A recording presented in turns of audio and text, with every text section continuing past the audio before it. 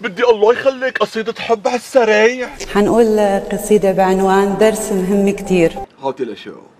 تعي نلعب استاذ وطالب وتكوني التلميذي. دي لعبة جميلة. غنيبيني. ممنوع غيرك يشاغب ويخطف لي تركيزي. طالعة من دمك على القوفة، الله لا يعطيك العوفة. وتسرقني عيونك بالحصة، ساعة درسي يضيع نصة. بالنص بيني وبينك. ونبض قلبي جرس الفرصة يدقلك كتير.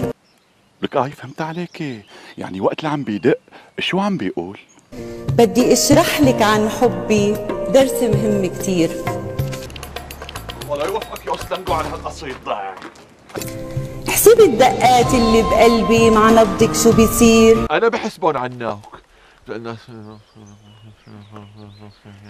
اجمعيهن دقة مع دقة، طرحيهن بكل شهقة. شو بعرفني؟ بعمري ما حضرت درس حساب بالمدرسة أنا.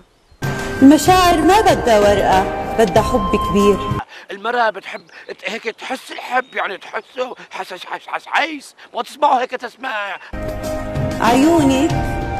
عيونك آلة شعر ونثر. حلوة الصورة.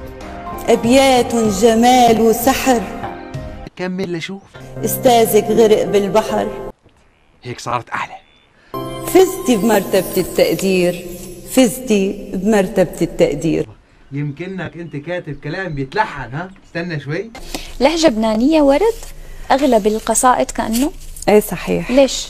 أما بدها تحذير حيوانات. ما بتختلف كتير لهجتنا السورية عن اللهجة اللبنانية. لا غلط جوابك لهذا السؤال، ما صح. لا ما صح. وأنا حدا كتير متأثر بالشاعر الكبير نزار فرانسيس، اللي هو أطرى على كتاباتي ولقبني بالشاعرة المرهفة. لوبع والله، لوبع للشوحة مرجوحة ولو بريس بقو. حنقول شي بعنوان ما بيوقع غير الشاطر. لك قولي دخيلة قوالك. شوي ع قلبي مش متعود عالدلال. يا قلبي، قلبي. أنا ذوقي صعب بالحب ومش عم يعجبني العجب. المكتوب شكله سوري. لو سمحت أخي سليم، خدوا على جنب وحفظوا إياهم كلمة حرف لو سمحت. سوري حعيدة. يلا إعادة. أول مرة عم غامر ما بيوقع غير الشاطر، هيك قالوا بالأمثال. والله في كثير أمثال، أنا واحد منهم. هذا تبع الجرة طبها وبطلع البنت لما نص حزني ضحك. عمّا